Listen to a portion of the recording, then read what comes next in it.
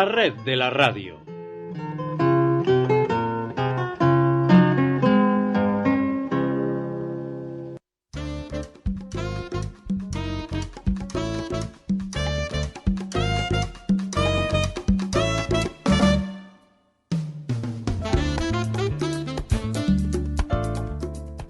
Silencio en la sala. En la siguiente media hora entramos en debate.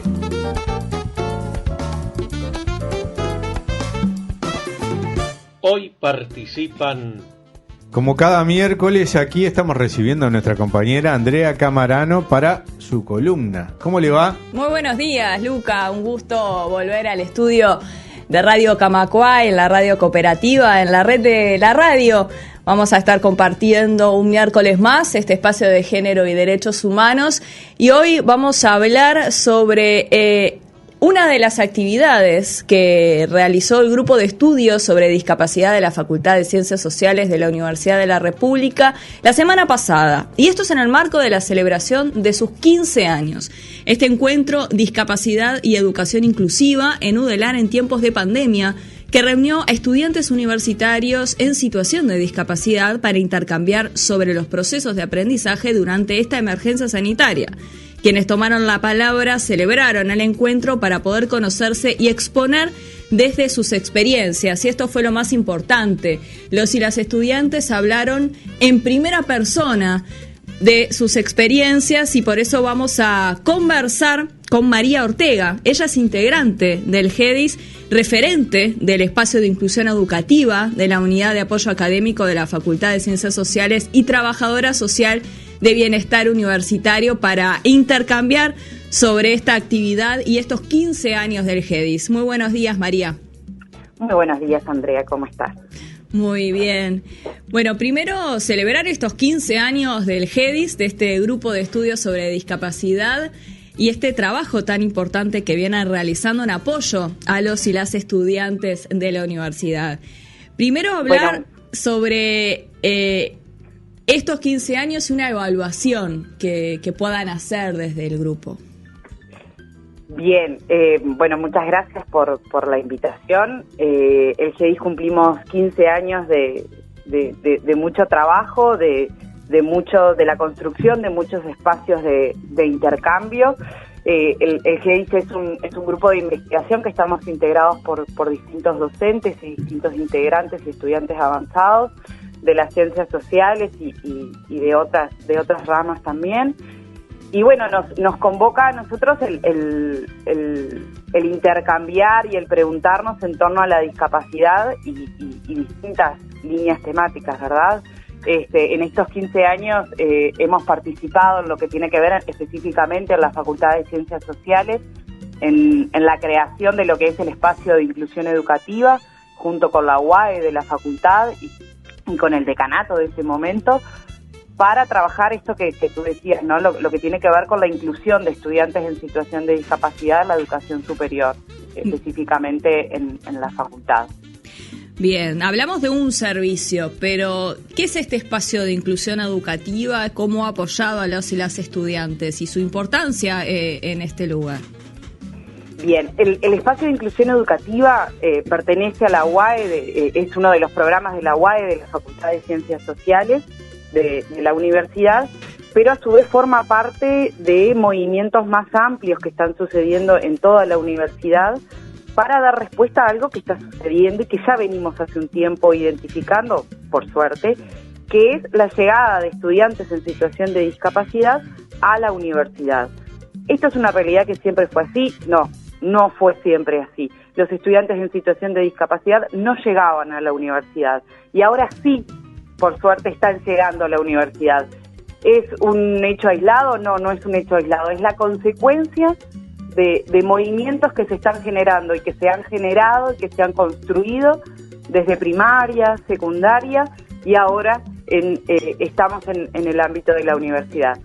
La universidad lo que ha tenido que hacer y lo que ha hecho con la construcción de este tipo de espacios a través de distintos servicios, con la construcción de una red temática de discapacidad, es interpelarse a sí misma, ¿no? Es cuestionarse a sí misma y decir, bueno, La universidad tiene las condiciones actualmente para recibir a los estudiantes en situación de discapacidad y seguramente no todas. Entonces, ¿cuáles son los movimientos necesarios? Y el espacio de inclusión educativa de la UAE, junto con el GEDIS como grupo de investigación y que pone en movimiento y en tensión, lo que hacemos es recepcionar las situaciones de los estudiantes y construir estrategias colectivas para la verdadera inclusión. O sea, no solamente alcanza que esos estudiantes estén en un espacio de aula cuando era la presencialidad, pero claro, en este caso la virtualidad, sino también que puedan participar, que puedan estar, que puedan recibir los conocimientos en igualdad que el resto de sus compañeros. Esto que bien mencionabas sobre la universidad que tiene que interpelarse a sí misma, cada servicio, porque cada servicio es distinto, fue una de las puntas de lo que estuvieron conversando los y las estudiantes en esta actividad que mencionaba del 4 de agosto, porque había estudiantes tanto de Montevideo, de algunos servicios de ciencias sociales, por citar alguno, pero también de los centros universitarios regionales y la importancia de esta descentralización de la universidad, citando algunos ejemplos. Contanos algunas experiencias y hablando un poco también de las principales dificultades que enfrentan ellos. Bien. La actividad que realizamos, la maravillosa actividad que se generó y que se terminó de construir el martes 4, dio como fue un proceso importante, ¿no? Que también está bueno recalcar. Nosotros construimos el espíritu de estas tertulias es que los protagonistas sean las personas, los propios estudiantes en ese momento y bueno, de acuerdo a la temática, pero que sean las propias personas en situación de discapacidad. Claro. Eso hace que en el intercambio los espacios y la construcción de estos espacios muchas veces sean espacios de catarsis, para decirlo de alguna manera, donde los obstáculos están y se ponen en palabra. Como obstáculo podemos encontrar a veces las dificultades para los estudiantes ciegos de poder acceder a los materiales. Nosotros pensamos en la universidad y pensamos, todos los libros que hay que leer. Bueno, todos los libros que hay que leer, no todos los leemos de la misma manera. Ese libro que nos manda, ese documento que nos manda el docente, no todos llegamos a ese documento y a los materiales de la misma manera. Entonces, lo que se pone en tensión es cuándo llegan esos materiales, de qué forma llegan esos materiales son accesibles. En este sentido, como una de las respuestas de la Red Temática de Discapacidad en este contexto de pandemia, sacó una serie de recomendaciones de cómo generar y cómo hacer accesible los documentos y los materiales que los docentes construyen.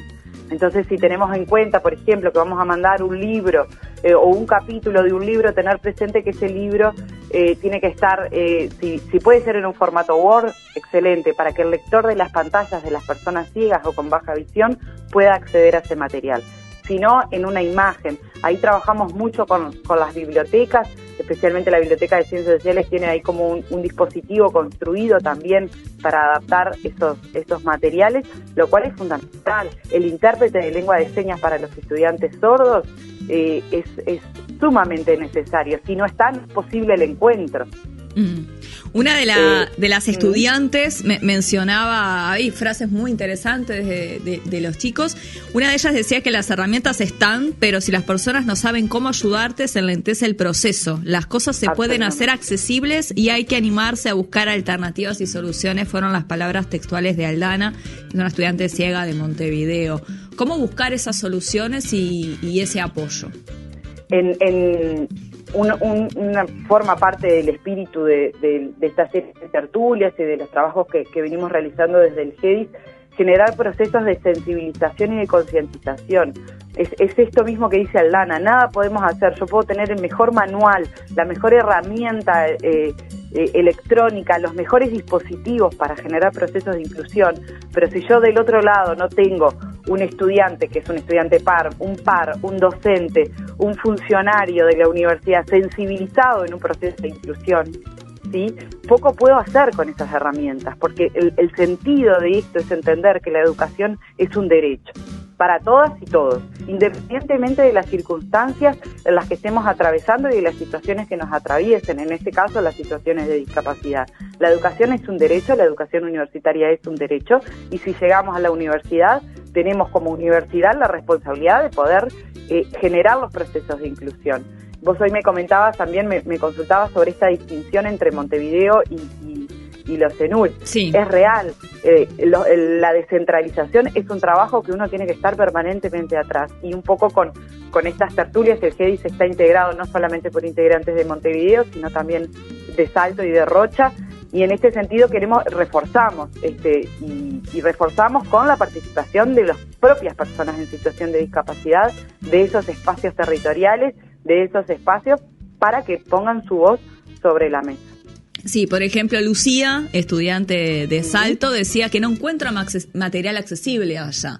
Hay una diferencia bastante importante entonces también para acceder a esos materiales de estudio, lo cual es algo fundamental que pueda subsanarse. Básico, ¿verdad? Hay un trabajo que se viene realizando fuertemente desde el año pasado y con la red temática de discapacidad y bueno, ahora con distintas construcciones de trabajos y de documentos, porque es real. No existe, la universidad no tiene un protocolo único de cómo trabajar esta situación. Bien, eso es un buen punto. Entonces, ¿qué es lo que tenemos? Distintos servicios, distintos grupos, distintos equipos de trabajo que a medida que van sucediendo, ¿sí?, las situaciones se van construyendo. En ese sentido, la red, el GEDIS, el espacio de inclusión, la red de UAES, han empezado a generar movimientos para tener un consenso, ¿verdad?, en cómo damos respuesta a este tipo de situaciones. Porque ¿qué hay por detrás aquí? Si no generamos consenso, si no generamos procesos similares, a ver, esto no significa que vamos a protocolizar todo, entonces va a haber solo una única vía de cómo transitar. No, porque las singularidades, las particularidades de los estudiantes son todas muy diversas, claro, y cada estrategia es única, pero no podemos construir una estructura que genere un proceso de desigualdad. Entonces, que si un estudiante en situación de discapacidad va a una facultad o va a otra, genera una distinción, ¿se entiende? Porque vaya a la Facultad de Ciencias Sociales, tiene un proceso más o menos inclusivo o en una línea inclusiva, y si va a otro servicio no lo tiene. Entonces, en ese sentido, estamos trabajando día a día, en permanente encuentro, todas las semanas, todos los días estamos construyendo colectivamente desde la red, desde la red de UAE, desde la Comisión de Inclusión, de distintos espacios, y con el horizonte de construir un recorrido común, con ciertos consensos colectivos en pro de eso, ¿no? De una educación inclusiva. Claro, no puede suceder que las herramientas estén, pero que no se apliquen de forma igual en todo el territorio. Eso es bien importante. ¿Y cómo están trabajando también con los centros universitarios regionales? Decías que hay referentes también, pero en Salto y en Rocha, nada más. Exacto. Sí, hasta el momento el grupo de estudio hasta el grupo de estudio de discapacidad tiene referentes en Salto y en Rocha. Sí es real que hay que reforzar. En ese sentido hemos trabajado mucho y estamos trabajando mucho con la red de UAES, que es el espacio que también se entiende como fértil para estos procesos, las unidades de apoyo a los estudiantes, las unidades de apoyo, depende del lugar, es el nombre específico que se le pone, pero son estos espacios donde se conjuga el ejercicio docente, el asesoramiento estudiantil, y entendemos que ese es el espacio donde poder fortalecer este tipo de referencias a nivel de educación inclusiva. Sin duda que hay muchísimo para hacer y mucho para fortalecer, principalmente en esto que decís en la descentralización. Pero bueno, en eso venimos hacia ese camino. ¿Con qué tipo de apoyos cuenta el GEDIS hoy? El GEDIS hoy tiene hemos ganado un proyecto de investigación, y en eso estamos trabajando en varias líneas de investigación que tienen que ver con asistentes personales de cuidado. Esa es la financiación específica que tiene en estos momentos, que es la investigación de asistentes personales, la investigación de sexualidad. Estamos en proyecto con colectivos de personas del colectivo Otras también. Claro. Nos encontramos en un proyecto de investigación que tiene también con la idea de tensionar un poco desde dónde nos paramos para pensar la discapacidad. Si bien nos paramos de un posicionamiento desde un posicionamiento social, de derechos, pero empezamos a tensionar y empezamos a trabajar lo que tiene que ver con la teoría de la decolonialidad, ¿no? Que tiene que ver con esto de empezar a traer otras formas, de ver la sociedad. Y teniendo en cuenta, bueno, sí, también la pregunta iba en este momento tan particular de la lucha por presupuesto universitario, la propuesta de la universidad del país, donde es tan importante tener en cuenta esta pata, ¿no? De la inclusión de los estudiantes con discapacidad. Absolutamente, y así la universidad lo ha puesto, ¿verdad? Dentro de su propuesta de presupuesto está lo que tiene que ver con la educación inclusiva. Se visualiza la intencionalidad y el espíritu de poner, no solo en términos filosóficos y teóricos, sino en términos concretos, reales de presupuesto, insumos para que para que los estudiantes en situación de discapacidad generen procesos de inclusión. Si bien ahora estamos hablando de discapacidad, pero bueno, en la visualización de que la inclusión y los procesos de inclusión son mucho más amplios, ¿verdad? Bien. Hablando sobre la experiencia de los estudiantes y las estudiantes de la generación 2020, ¿cuáles han sido las principales dificultades, las principales fortalezas que han tenido, teniendo en cuenta esta actividad, lo que han dicho, también lo que te han dicho a ti en el espacio de inclusión educativa? ¿Cuáles son los consejos tuyos y del GEDIS a los estudiantes que atraviesan esta primera experiencia? Que fue unas 2 semanas nada más, o una semana de normalidad, de presencialidad, y después pasó a la virtualidad, para luego ahora en el segundo semestre algo mixto en algunos servicios, en otros solo virtual, y bueno, me imagino para la generación 2020 fue un poco complicado. ¿Qué relataban? Un sudón, ¿no? Al principio mucho miedo. Mucho miedo, y ese miedo fue muy importante construir conjuntamente con distintos espacios, también con Bienestar Universitario, con el espacio de inclusión, con el GEDIS, construir empatía con el sentir de los estudiantes, en este caso los estudiantes en situación de discapacidad. Desde no tengo ni idea cómo utilizar un Zoom, por ejemplo, a el Zoom, y es el no tengo idea cómo usar un Zoom, y comienzo a usarlo, el no tener dispositivos electrónicos para poder afrontar la virtualidad, lo cual llevó también su tiempo, y a través de las becas laptop de Bienestar Universitario también se pudo llegar a los estudiantes, hacer empatizar con esos sentimientos, y después generar un proceso de que hay alguien del otro lado, de que hay alguien que escucha, de que hay alguien que está, de que hay alguien que se preocupa porque ese proceso de inclusión sea real, ¿verdad? El Zoom, uno decía, es el Zoom y ya está. No, pero el Zoom, es la conectividad. Cuando estamos trabajando con estudiantes sordos y el Zoom tiene una mala conectividad, se dibuja la lengua de señas, entonces genera mucha dificultad. Claro. También para los estudiantes ciegos es el Zoom y el compartir pantalla, pero no es accesible. Hay un dispositivo, un engranaje que tiene que estar sumamente aceitado, que no lo estaba al principio, entonces lo construimos colectivamente también con los estudiantes, que creo que eso es una de las patas, es la sensibilización de todas y todos, docentes, estudiantes pares, los compañeros, todo. Y otra de las patas es la construcción con el propio estudiante. No hay quien más sepa de la trayectoria, de lo que necesita, de lo que es posible, que el propio estudiante en situación de discapacidad. El propio estudiante, en este caso en situación de discapacidad. Los estudiantes son quienes tienen la mayor herramienta, y creo que lo que tenemos que construir es la apertura del otro lado, ¿no? El escuchar al otro en la situación en la que se encuentra y cuáles son las posibilidades. Los sentimientos eran un montón, era de dejar todo al no sé cómo hacer, no sé cómo conectarme, qué le digo, cómo tengo que estar, cómo tengo que actuar en ese espacio.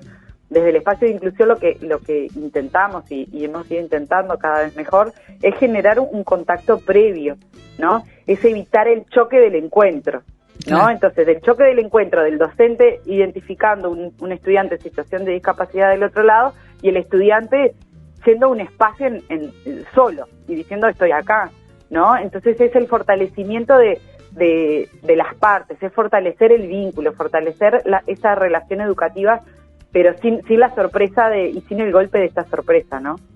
¿Y cómo fue el rol de los compañeros y compañeras en este caso? ¿Qué hacer si tengo un compañero o compañera en situación de discapacidad? ¿Cómo lo puedo apoyar? 2 preguntas en una para también comprender ese rol que juegan los compañeros. En la presencialidad, pero se me ocurre ahora, especialmente en este contexto bastante particular. Bien, lo uno a una pregunta que no te contesté, que tenía que ver qué consejo les daríamos a los estudiantes en situación de discapacidad. Yo creo que uno o un aporte importante que es posible es, al identificar que me encuentro en esta situación y que estoy ingresando a la universidad, porque puede haber del otro lado un estudiante que esté ingresando ahora en el segundo semestre, en algunos servicios es posible. Entonces, lo primero, identificar la unidad de apoyo al estudiante, la secretaría del estudiante, la unidad de apoyo, identificar del lado del servicio, del lado de la facultad, un referente. Y ahí decirle, aquí estoy. Y aquí estoy porque tengo mi derecho, pero yo sola en este transitar no es posible de esta manera. Necesito un ida y vuelta. Y seguro hay un dispositivo al cual poder, que se va a generar para ese proceso de inclusión. Los centros de estudiantes, el poder contactarse con alguien y dar cuenta de que esa situación está sucediendo y poder construir colectivamente. A los compañeros pares, si identifican un compañero en situación de discapacidad, poder brindar el hola, ¿no? El hola, ¿cómo estás? Acá estoy. Soy un compañero que entiendo que todavía la universidad no está del todo generada y del todo construida desde una perspectiva de inclusión, pero bueno, construyámosla juntas. Si tengo grupos de WhatsApp y sé que tengo un compañero sordo o un compañero ciego, bueno, si comparto imágenes, que lo hacemos todo el tiempo, los emoticón, digan, escriban de qué se trata. No manden audios, cosas que son muy simples, pero que cuando es un grupo de WhatsApp, claro, es importante tener presente estas pequeñas cuestiones. Si yo te comparto un espacio virtual en una clase donde somos muchos, pero yo sé e identifico que hay un estudiante sordo, esperar al intérprete. No decir, bueno, esto no importa que sepa. Sí es importante. El detenernos, el tomarnos el tiempo y el preguntar. Es posible preguntar. No tengamos miedo de preguntar en un espacio de aula donde estamos en un Zoom. ¿Estamos todos bien? ¿Está todo bien? ¿Alguien estaría necesitado? ¿Podemos dar comienzo? ¿Sí? Porque quizás podemos dar tiempo de decir, el estudiante ciego puede decir, esperen un momentito que estoy terminando de acondicionar todo para poder recibir toda la información. O la estudiante ciega escribe en el chat y dice, todavía no llegó el intérprete. Estas pequeñas sensibilidades hacen la diferencia en un espacio compartido colectivamente. Bien. Por último, consultarte sobre cómo imaginan una UDELAR inclusiva, desde la propia voz de los y las estudiantes, que fue una de las preguntas que se intercambió. ¿Qué experiencias se pudieron recabar de ahí? Yo creo que lo que más...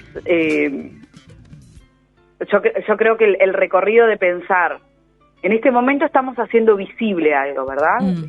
Estamos visibilizando una realidad, una situación de muchas y muchos estudiantes en situación de discapacidad. Cuando logremos el otro recorrido de la invisibilización, pero en un sentido de, bueno, ya no es necesario que se diga y que se ponga sobre la voz, sino que todas las condiciones van a estar dadas para que un estudiante en situación de discapacidad esté en un espacio, ya sea de aula, presencial o en un espacio virtual, donde tengamos un gran número de intérpretes de lengua de señas para la construcción de materiales, para la adaptación de materiales, cuando podamos fortalecer los espacios en tanto y en cuanto los materiales que pasen, tengamos recursos humanos para la adaptación de materiales, tengamos procesos de sensibilización sistemáticos donde los estudiantes, los docentes puedan poner su voz y poder consultar y poder decir, bueno, yo no sé mucho que por dónde voy, bueno, que estén todos los dispositivos en todos los servicios dados para recepcionar. Creo que tenemos las condiciones para eso, creo que está todo construido para eso y que vamos hacia ese camino, vamos realmente hacia una UDELAR inclusiva. hay que seguir caminando un poquito, pero vamos hacia ahí, creo que está todo dado para eso. Bien. María, esta fue la primera de varias tertulias que se van a realizar en el marco de los 15 años del GEDIS. Contanos de qué se tratan las próximas para poder invitar a todos y todas. Bien. Comenzamos con la primera, que fue discapacidad y educación. Y bueno, y queremos tocar en estos 15 años que nos toca cumplir, queremos tocar temas relevantes para el colectivo de personas con discapacidad y que forman parte también de nuestras áreas de investigación. Nuestra próxima tertulia va a ser sobre discapacidad y cuidados, que va a ser el día martes 1 de septiembre, de 18 a 20 horas, donde una pregunta disparadora va a ser cuáles han sido los impactos de este contexto sociosanitario en las situaciones de cuidados, y también en este contexto sociosanitario, sociopolítico, donde nos encontramos frente a una situación que genera la unión del Sistema Nacional de Cuidados y del Programa Nacional de Discapacidad, que eso repercute en los procesos de acompañamiento desde los asistentes personales a las personas en situación de discapacidad. Bueno, queremos poner sobre la mesa porque creemos que es importante que los propios protagonistas puedan poner en palabras, puedan comunicar qué es lo que sucede, qué es lo que sienten, que generar una tertulia, un intercambio, una ida y vuelta. Esa va a ser en septiembre, después en octubre, el martes 6 de octubre, también en el mismo horario, siempre van a ser en el mismo horario, vamos a tener la tertulia sobre discapacidad y sexualidad, que es un tema que siempre genera mucho movimiento, porque interpela, ¿verdad? Seguro. Interpela a formas de pensar y sentir que las creemos como sumamente naturalizadas y bueno, es importante poner en palabras también desde los propios. Siempre es una característica de todas las tertulias que todas las tertulias van a ser llevadas adelante por personas en situación de discapacidad. Esa es la tertulia de octubre. Después nos vamos a encontrar en noviembre con también una gran tertulia sobre discapacidad y feminismo, que bueno, que queremos poner como GEDIS, pero en realidad como integrantes también de distintos espacios donde participan las personas en situación de discapacidad, queremos poner sobre la mesa el protagonismo que tiene que tener las mujeres en situación de discapacidad en términos de discapacidad y feminismo, ¿no? Cuál es esta interseccionalidad que se da, qué es lo que se genera, qué es lo que sucede, cuáles son las luchas que hay por detrás, a la interna, ¿no? Y hacia afuera, ¿verdad? Sí. Bueno, eso va a ser en noviembre, y después y pretendemos terminar y llegar a diciembre al martes 8 de diciembre con la tertulia de discapacidad y política, ¿no? Donde vamos a tener a referentes políticos en situación de discapacidad, hablando sobre bueno, qué implica una persona en situación de discapacidad en la política y cuál es el lugar de esa persona en situación de discapacidad, pero también cuál es el lugar de la discapacidad en la política. Bien. Esas son nuestras intenciones. Bien, interesantes y variadas las tertulias del GEDIS para después seguir conversando. Seguramente estemos en contacto en virtud de alguno de los temas. Muchísimas gracias, perfecto. María Ortega, integrante del Grupo de Estudios sobre Discapacidad de la Facultad de Ciencias Sociales de la Universidad de la República, donde estuvimos conversando en esta media hora sobre discapacidad e inclusión educativa en Udelar en tiempos de pandemia. Muchas gracias. Muchas gracias a todas y todos. Yo me reencuentro el próximo miércoles a las 9 de la mañana a la red de la radio. Que tengan un buen día. De todas partes vienen sangre y coraje para salvar su suelo. Los orientales vienen de todas las voces, somos la radio. Entre las hierbas brotan, los orientales salen de los poblados del monte, salen. En cada esquina esperan los orientales.